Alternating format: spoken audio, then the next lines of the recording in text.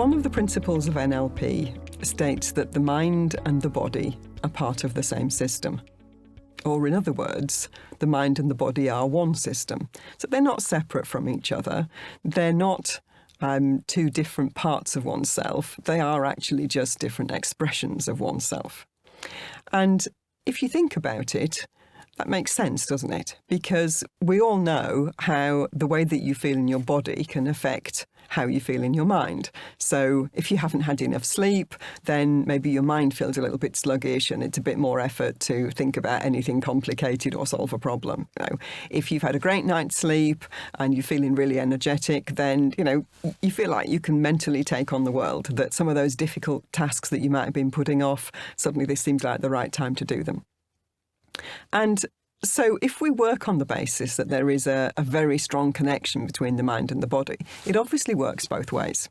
So if what's going on in your body affects what's happening in your mind, then what's happening in your mind must affect what's going on in your body. And you can see everyday examples of that in terms of things like body language.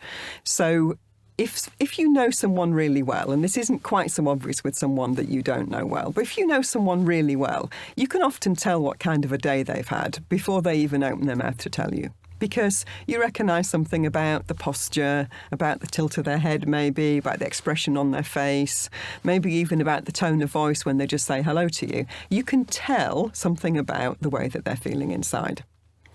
And even with someone that you don't know very well, you can often tell when there's been a change in what's going on inside somebody's mind because you see something change on the outside. So, if you and I were having a conversation and I'm kind of leaning forward and I'm really interested in what you say, and then you make a comment about something and I kind of go, and I lean back and fold my arms, maybe even look away from you for a moment, then you'd be right in thinking that something must have changed on the inside. Now, it may be that suddenly I'm not in agreement with you anymore, or it might just be that your comment has taken my thinking somewhere I'd never been before. And so I need a moment just to take it in and wonder and maybe assimilate what you've said into things that I already know. So we know that we can get clues on the outside by looking at somebody's body language about what's happening on the inside. Now, there's also a whole area here about how what we think might also affect our well-being. So, people talk about psychosomatic illnesses, which sometimes is used in a slightly derogatory way as a sort of, it's all in your head. But as a medic once said to me, just because an illness is psychosomatic doesn't mean that it doesn't hurt somebody. And so, if somebody's getting really bad headaches because of stress, it doesn't mean their head doesn't hurt. But what it does mean is that the stress factor is an important piece in causing it. And so one of the interesting areas in all of this is that our well-being may be as much to do with what we feed our minds as it is to what we do with our bodies. So, if you're struggling with some niggling health problems, then obviously one of the things you want to look at is, what am I doing to my body? Am I getting enough exercise? Am I eating the right things? Am I drinking enough water? Do I get enough fresh air? All those kinds of things. But you also, perhaps less often, might think, and what am I feeding my mind?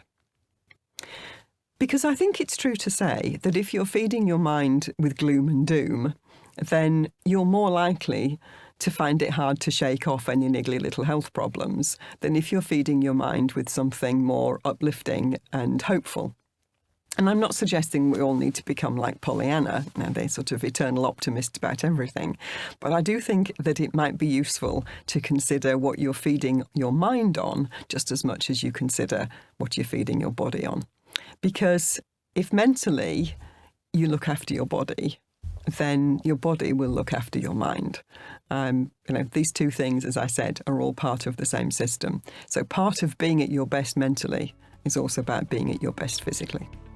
Just something for you to think about.